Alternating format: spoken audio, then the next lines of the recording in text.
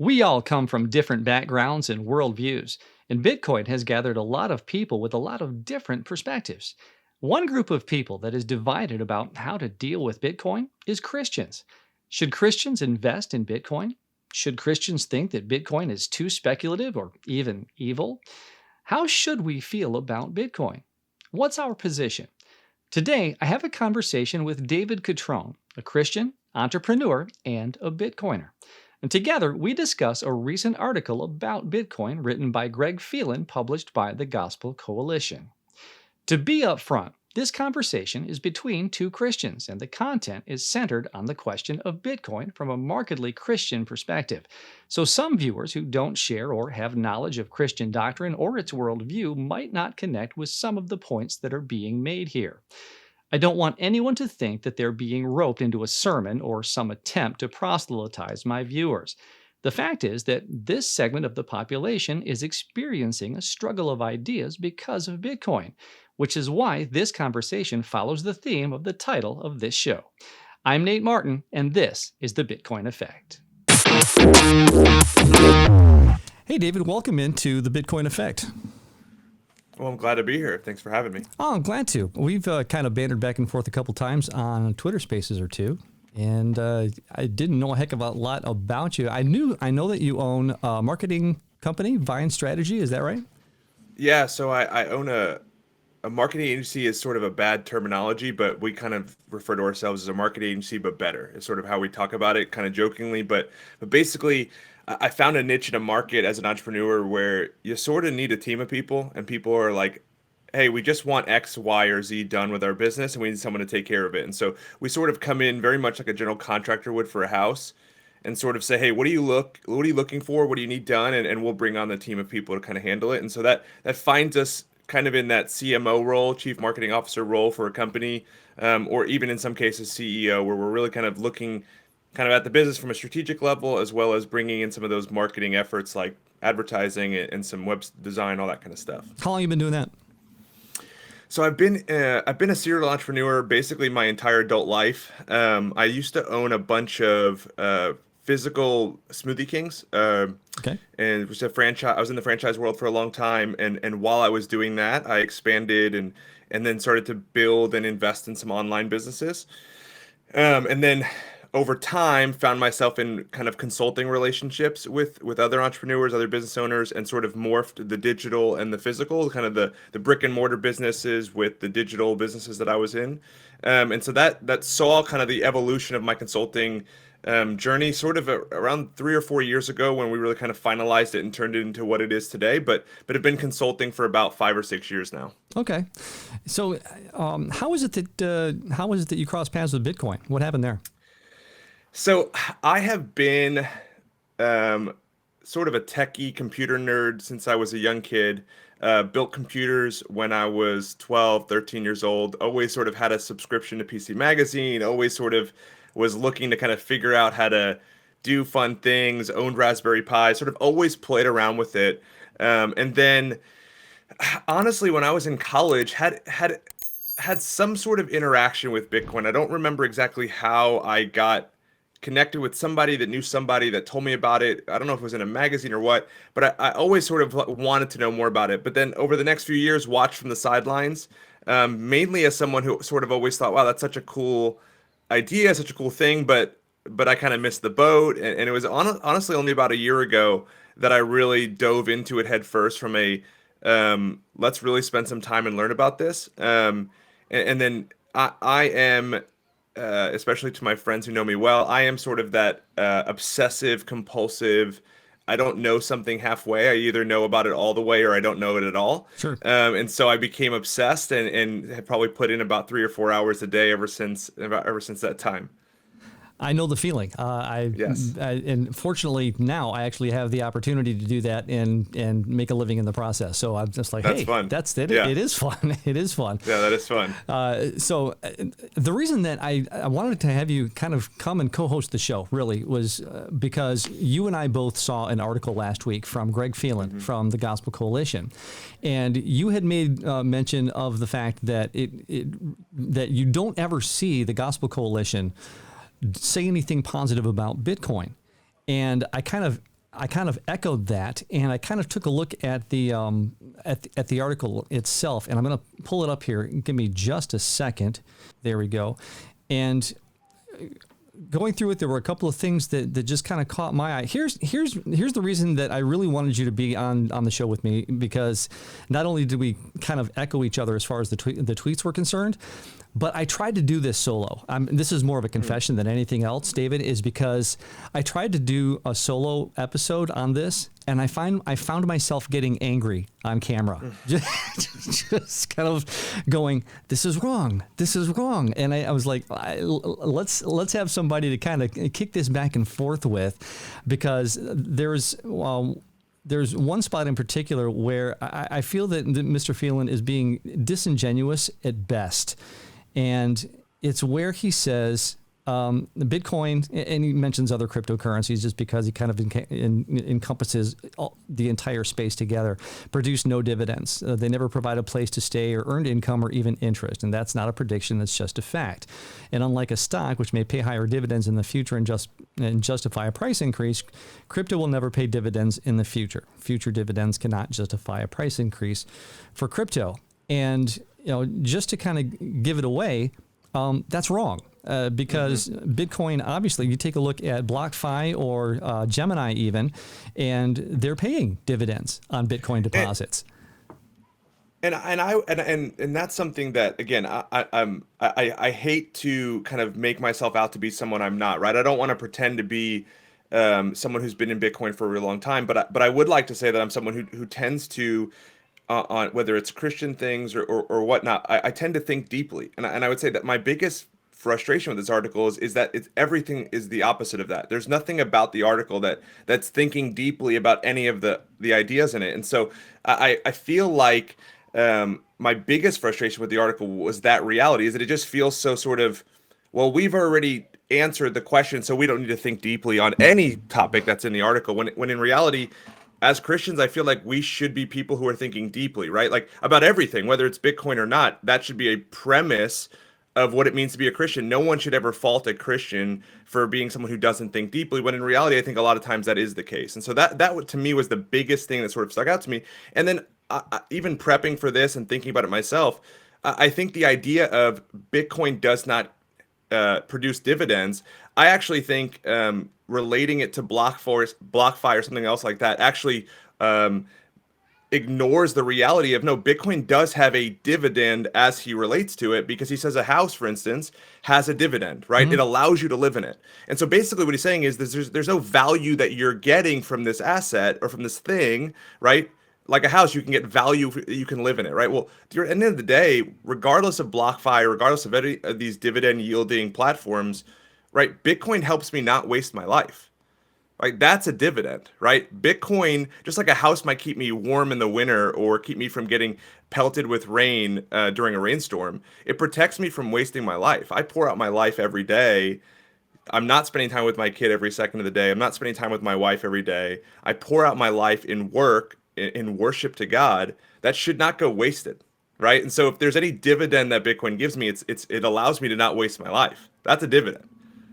That's a great perspective, and I hadn't really thought about it that way, but that really does bring the point home as far as what the dividend of sound money, be it Bitcoin or any money that takes work to actually get it initially, has. And that's a great perspective I hadn't really thought about before. Another thing that he goes on to say is that you're gambling God's money. And I kind of laugh at that, because if you really think that the dollar is God's money, then you really kind of have to step back and reevaluate what you think God's money really is. And I'm not saying that Bitcoin is God's money or gold is God's money, even though gold is mentioned in Scripture a number of different times. But you have to take a look and say, hey, listen, give to Caesar what is Caesar, give to God what is God's. And so, hey, listen, if the money belongs to the government, and it really does, because they have the control over whether it has value or how much there is in the economy itself, then you're actually trusting government than you are God. Yes, trusting government more than you are God in regard to the value that you're actually with your labor and with your ideas. That I'm trying to kind of put an emphasis on what you just said. Yeah. There's one thing that he really, I think he padded his position, and I find it very difficult to, I cannot agree with padding your position in order to try to make your point. And one thing that he does that with is by saying stocks. And he actually goes on to say, and I'm going to scroll down to this, as far as when you're, at least when you're investing, I'm paraphrasing because I haven't found it yet.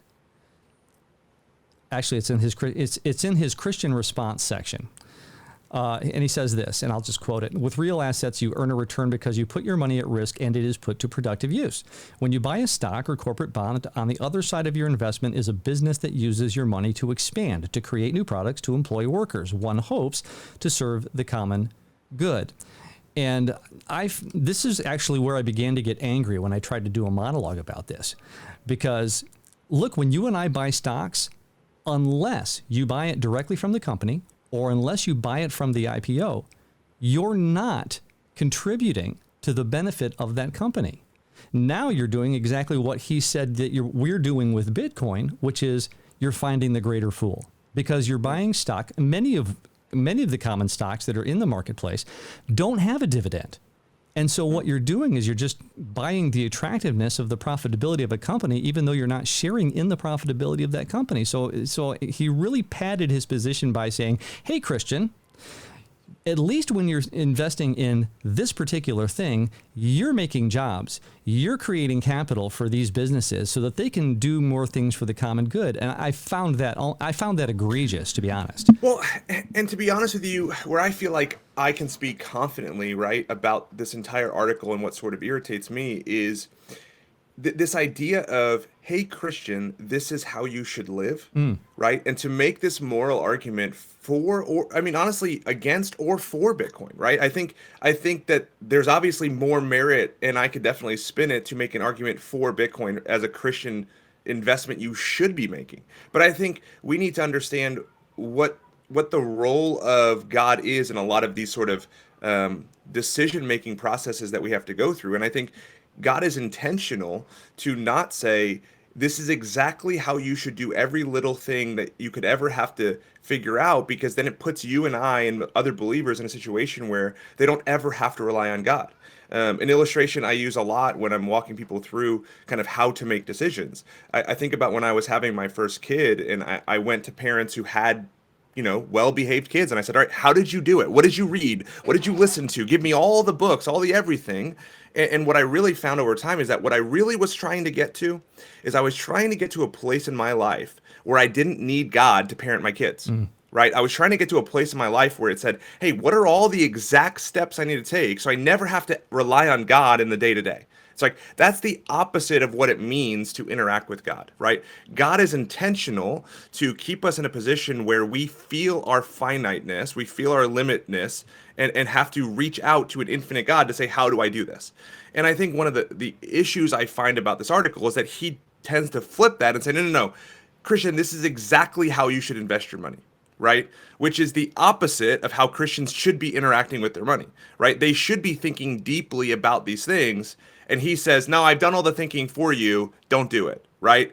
And then kind of uses a tone, quite frankly, that sort of is dismissive, when in reality, Christians should be thinking deeply, right? And I believe I have, I know you have, like, to think deeply and to come on the other side of that is to then say that we are being immoral in a sense, that we are choosing against what God would choose for us because he's speaking from this position of authority, when that's just not how Christians should be interacting with these sort of secondary ideas of how we should do things in the world, when the scriptures are not clear like that. Right.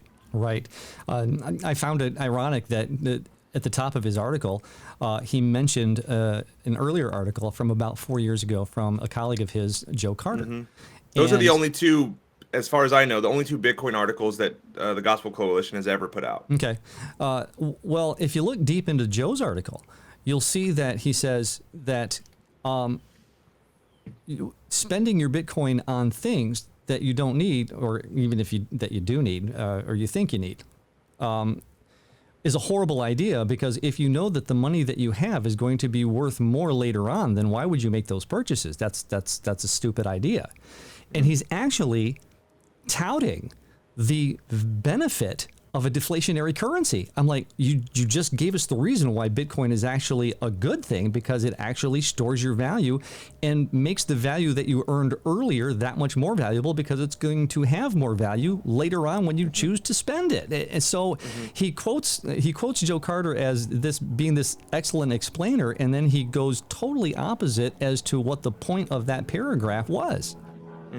Yeah, no, it's exactly right. And I think, again, what it comes down to, if I'm charitable and I'm sort of giving them the benefit of the doubt, what it comes down to is they just haven't looked deeply, right? It's they've come at Bitcoin with a dismissive attitude, and so it's really easy to find reasons not to believe in Bitcoin at the kind of the surface level of 97% of the articles that exist on the internet, right? Like that's easy to do.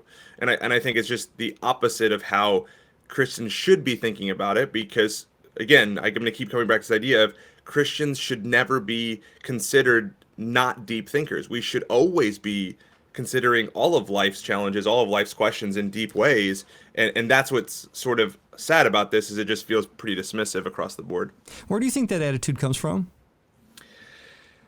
I mean, I can only think about myself, right? And the attitude, again, I was sort of, I mean,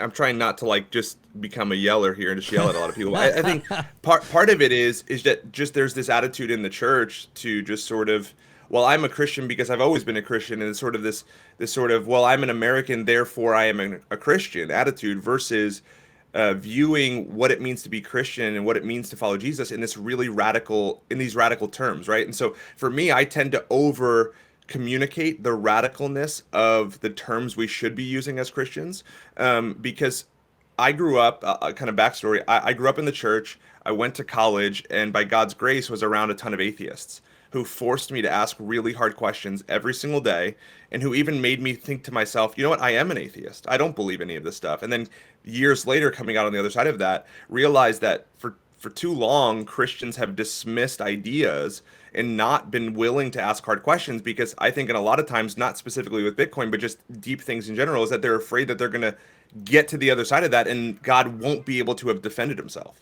right? And so they're afraid to ask hard questions because God forbid he can't answer them.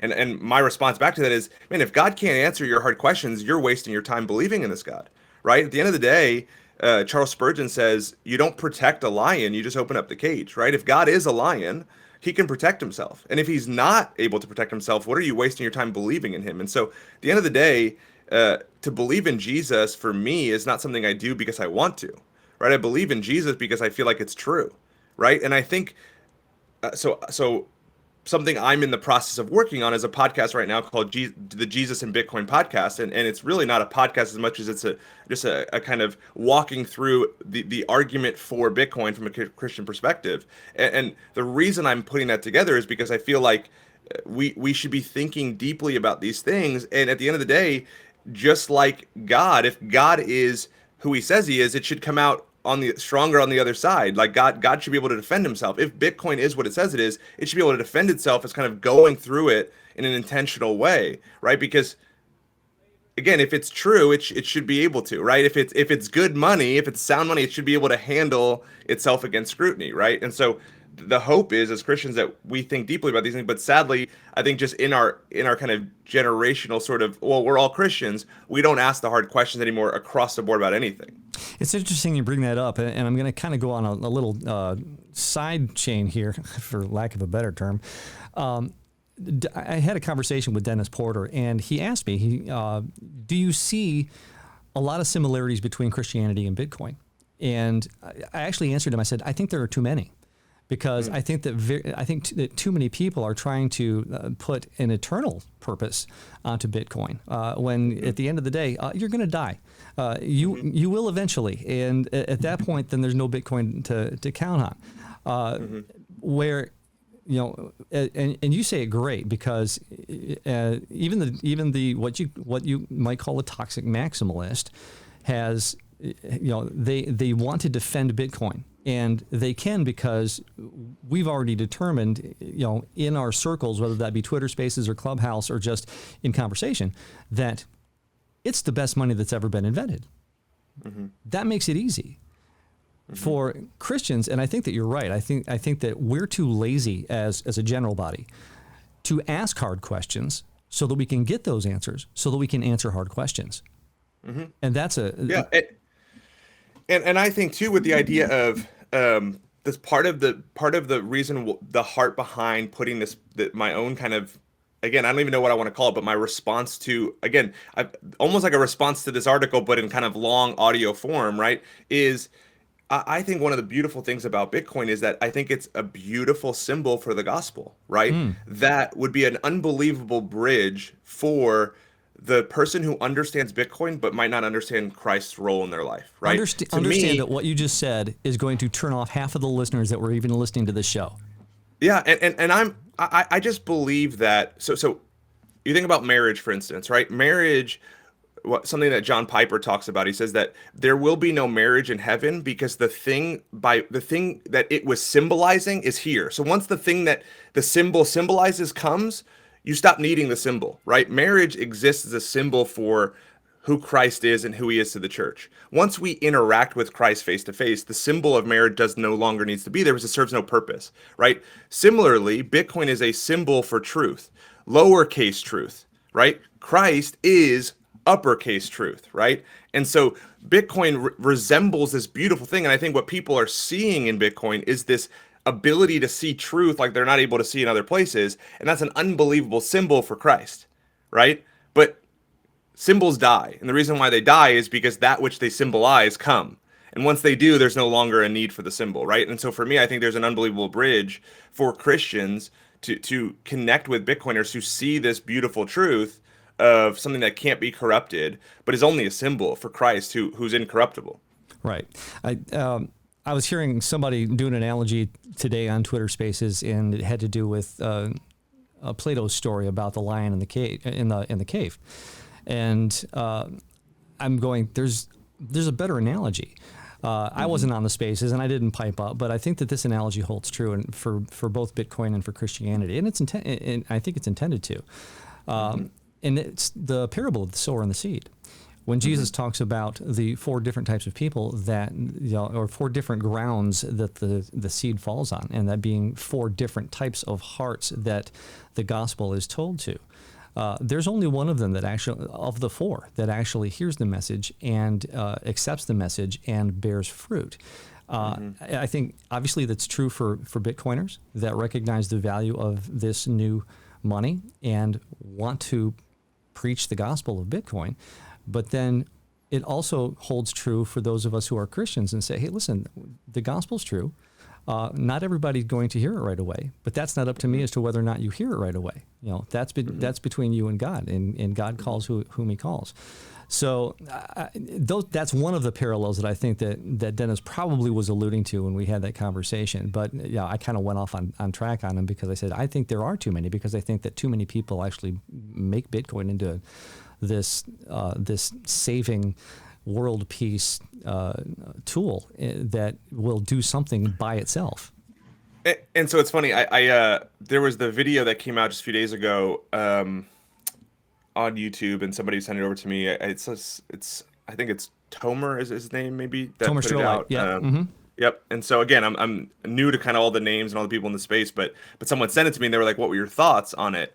And they were like, "I was a little unnerved by like the ending of it. They make it sound like Bitcoin can solve everything." And so kind of my response back is sort of, I think that Bitcoin can solve a lot of things similar to how government might bring civilization, right? Like there are forms of government that help civilize society. They don't rid us of a wicked heart, right? That it's by God's grace that it brings civilization and there's kind of human flourishing, because God brings the rain for the believer just as much as he does the unbeliever, such that he brings government and health services and fill in the blank to kind of bring life to his creation. And I think Bitcoin is a similar tool in that it can advance society further, right? And still only Christ can advance us truly to glorification, right? That there's this balance, which is it can bring us there, right? And so I don't think it's wrong for the Bitcoiner who does not believe in Jesus to see hope in Bitcoin, right?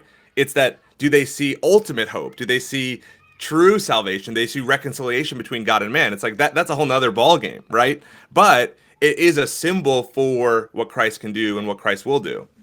There are going to be a number of people that are going to listen to this, and a lot of what we talk about is just straight up over their heads, or Hmm. there's just no way for them to contemplate what we're talking about, because you and I both have studied doctrine and we understand the Bible because you and I have read it more than people that are not Christians, that choose the lifestyle and that choose the worldview that isn't biblical. So, Hmm. first of all, to them, I want to say, I'm not sorry for the conversation. And if you want to learn more about the gospel, then there's in Jesus, in what I believe in it or what David believes in it, we're open to those conversations. We don't want anybody to think that first of all, obviously we're thinking deeply, like you talked about, and we can have a conversation, and we'd love to have conversations with people that don't believe in Jesus, that don't have an understanding of the gospel, and we're not afraid of that. And so we welcome those conversations. David, I know that I echo that you're feeling about that. Oh, absolutely. And I would even say I I look forward to those conversations, Mhm. right? Because by God's grace, those are the people I kind of cut my teeth, right? Or the atheists who were like my friends of mine who were like, "You really believe this?"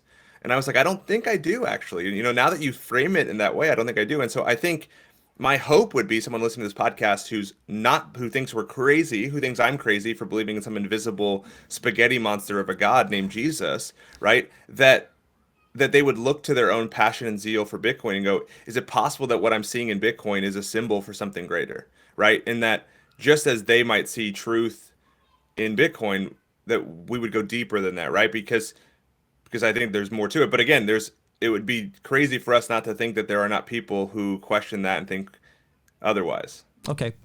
So to go to the other side of the page, as opposed to what Greg Phelan wrote for the Gospel Coalition and his bent toward Bitcoin being a bad thing, how can Bitcoin benefit the church? So something I haven't seen talked about enough, but I'm wrestling with and sort of have some friends on the mission field right now is how Bitcoin can help accomplish the Great Commission, right? How does Bitcoin help accomplish um, transferring funds across the globe in a private way, right? I have friends who have done mission work in deep recesses of Russia who were interrogated on a consistent basis by the KGB or whatever it is. It's like how does Bitcoin help in solving some of those hurdles that they are dealing with on a daily basis. And what's crazy to me is having those conversations with these missionaries who are doing everything in their power to solve the question of the Great Commission and have never even wrestled with how solving the money might help, right? How connecting, how kind of making it more connected in a international way with the money might save them and kind of help them through that process. So for me, I think world mission is a huge one that I don't think I've even explored kind of the recesses or the depths of what it could do. Mhm. But it's interesting to me that when I talk to these missionaries, it's not even on their radar. Like no one's asking this question. No one's even thinking. I mean, these are people who are literally sending people into the deep recesses of the unreached and going, we've never even wrestled with, we've just always assumed that was a problem we had to deal with, right? Money was just always part of the issue that we had to deal with, and they're not even asking those questions. So to me, that's a huge one. I think secondly, I think when you talk about Paul saying things like in his letters, like they were willing to care for the poor, and that's most important to me, right? Like Paul has an obsession with and kind of calls us to caring for the poor. It's like, well, when you start to understand what's wrong with our monetary system, you start to see how Bitcoin solves that, right? I think, for instance, I was one who, for a long time, always kind of scoffed at the reality of income inequality, right? I used to think, well, every day we got to complain about so and so makes more than me. It's like, well, there's a ton of people who make more than me, and whatever, big deal, right? Like, you know, you have your lot. But then when you start to see this intentional inflation, this intentional sort of ripping away of the lowest class who are unable to have assets that kind of retain value over time, even slightly. It's like, wait a second, God cares about the poor in a very, in a very vengeful way. If you read the Old Testament, God actually fights for the poor very ferociously. and kind of has some harsh things to say about those who don't. And so when you hear that and you see how Bitcoin can help the poor, right? You almost feel, and not to make the opposite argument of Greg, but you almost feel some obligation to think about Bitcoin, right? From a biblical perspective, right? Sure.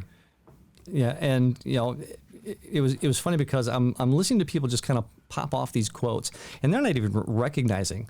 Maybe he did, and maybe he's just kind of flying under the radar. And I'm not even going to talk about who the host was in this Twitter Spaces, but he popped off Proverbs 11:1. Okay, the Lord detests dishonest scales, but accurate weights find favor with him. And obviously, the first thing that you and I think about is Bitcoin, because it's an honest scale. There's no one that can change it. There's no one that can inflate the value out of it, much like governments do with fiat.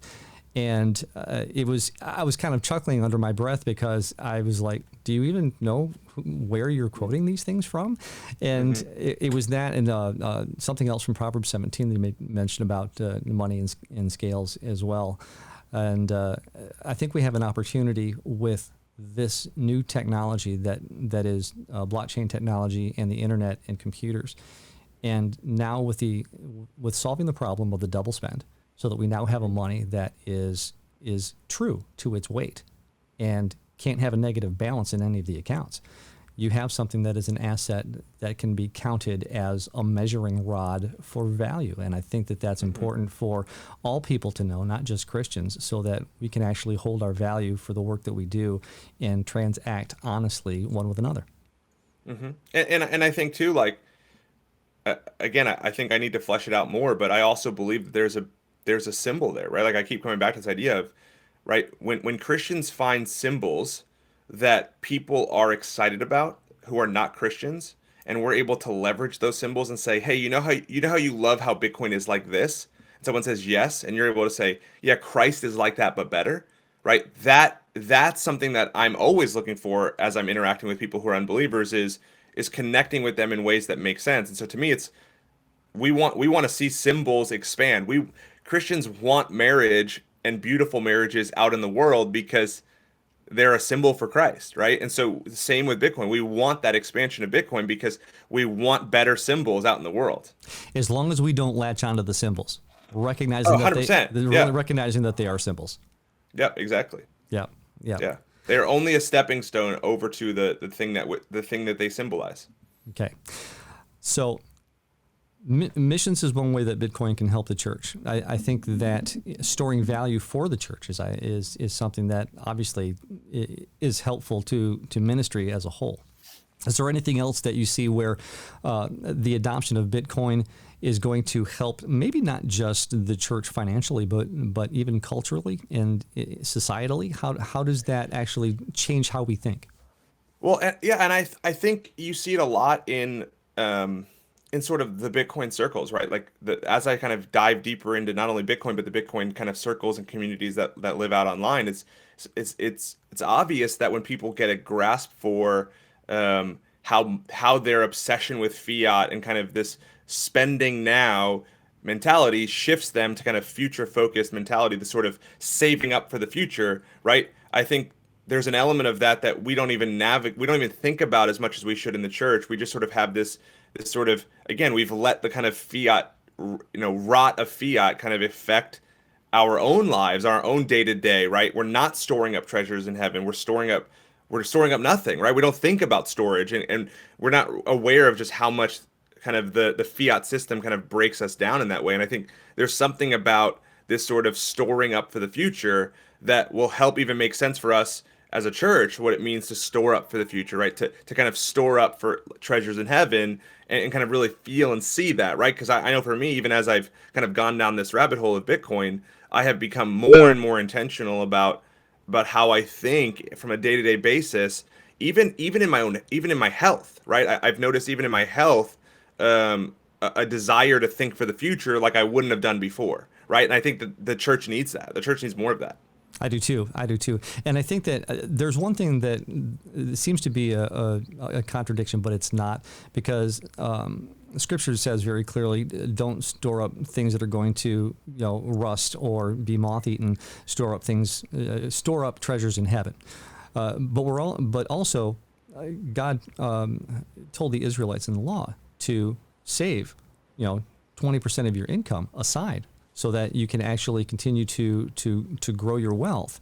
And I think that those two things have to be put together. Recognize that what you're doing is actually building wealth for your posterity, for your family, and also for charity, because you have the opportunity to be charitable with the wealth that you've created. And as long as that wealth continues to grow, or at least is worth as much when you spend it as what it was worth when you earned it, then you're going to have the opportunity to be more charitable more often.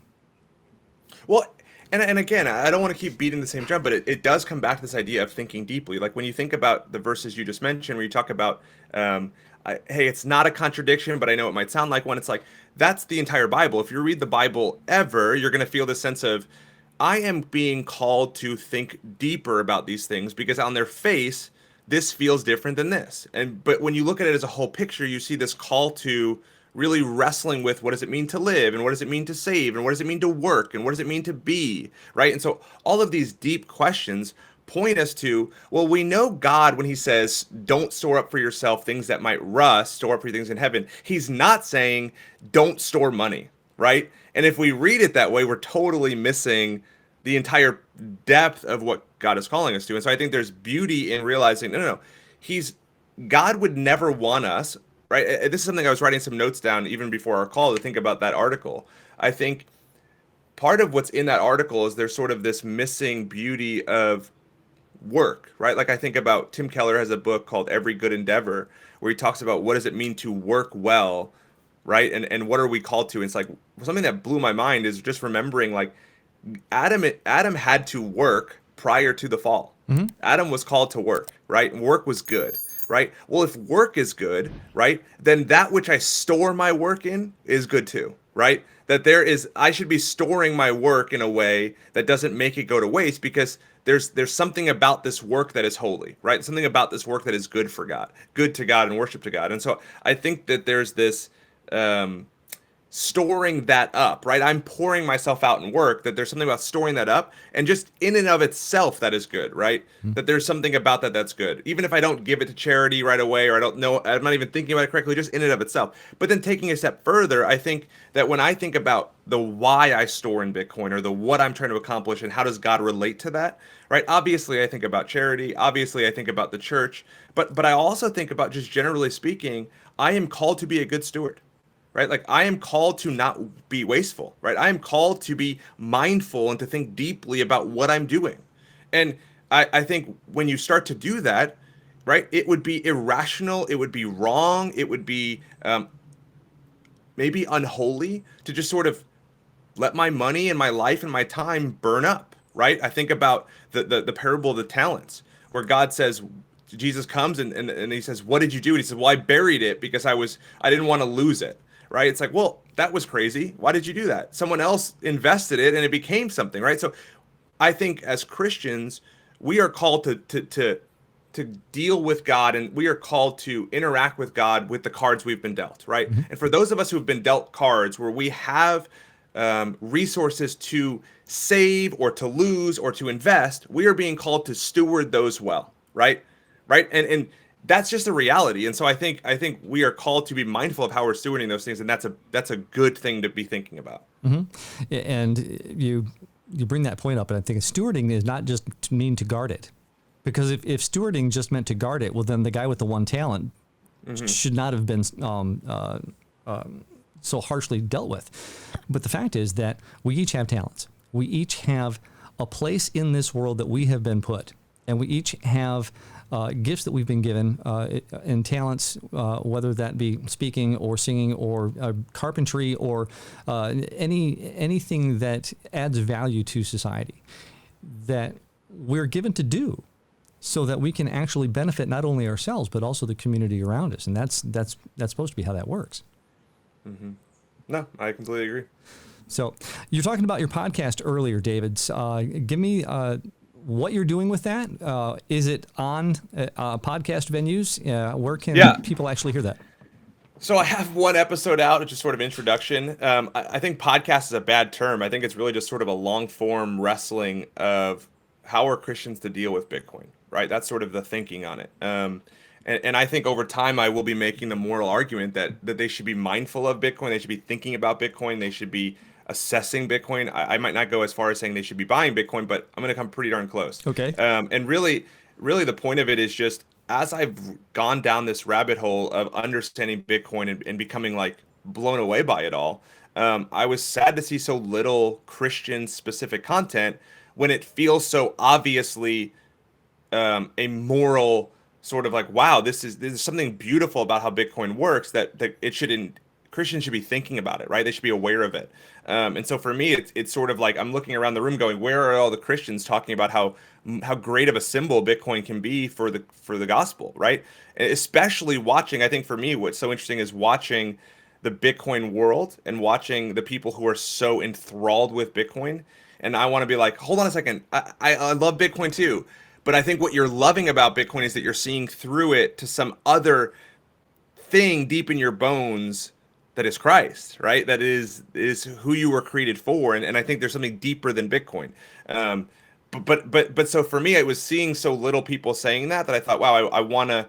And then it was honestly seeing the one article on Gospel Coalition. I've seen one random article by Albert Mohler. So few Christian voices and thinkers talking about it, and then feeling like there's just so many ways that it could bring value to the church and to Christ's mission, and so many ways that it can bring just hope to society, that why shouldn't we be thinking about it? And so this is sort of my poor attempt at putting some words together for how Christians should think about it, especially considering I have so many people reaching out to me who are saying, well, what are your thoughts on it? And there's so much weird Christian craziness, like so many weird thoughts on the end times and how Bitcoin is this, that, and the other thing. So many crazy, idiotic things that people say that I'd like to bring some sanity to the conversation. Oh, I would too, and I applaud you because I'm that guy that's kind of like going. I'm the Christian that wants to say there's so much more, and I totally understand what you're getting at, but you don't want to just interrupt too many conversations and then just, you're unscrewing the salt shaker to try to pour the salt on as opposed to trying to sprinkle the salt on, because you're just going to make everybody go, oh no, here we go again. And that's not the point. The point is, let's have the conversation, but let's have the conversation in a way that's not interrupting to the content of other conversations.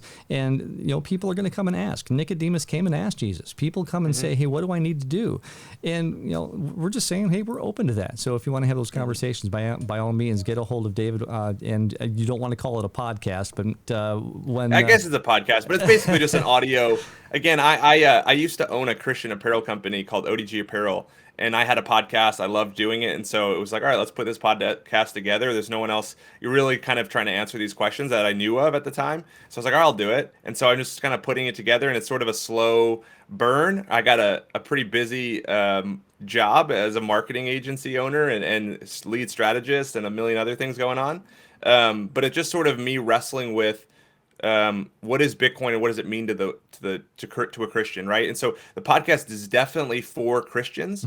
It's for Christians who are asking these questions, and it's going to definitely be intentional in that way. But my hope is that through it, other Christians can see the beauty of Bitcoin, and then there could be more voices in the Bitcoin world to kind of point people through Bitcoin to the greater kind of symbol it represents. Well, I think it's a perspective that is necessary, and I think that more people are in the Bitcoin community that are Christians that are just kind of, like you said, on the outskirts, wanting to interject their beliefs into the conversation, but they just don't know where to do it. And I hope that by you're doing what you're doing, and in reading books like, Thank God for Bitcoin by Jimmy Song, and I know that he had a response to that article. I just wasn't able to find it before we started recording today, but I thought he did a great job at breaking down the points and refuting, or at least giving solid arguments against how Greg Phelan actually tried to put that together. So I look forward to seeing your podcast and hopefully taking part sometime. I'd love to actually be on and do that. I'd love it, and yeah, it's still definitely a work in progress, and just trying to bring some semblance of truth to the world of Bitcoin. That sounds great. I guess more truth. And you give me that RSS feed, and I will put that into the description of the YouTube video and on my feed as well, so that people can actually follow that, and they'll have an opportunity to have a resource that I think is very beneficial. So, David, thank you for joining me here on the Awesome. Bitcoin Effect. I really appreciate your time. Hey, thanks for having me. It was a pleasure.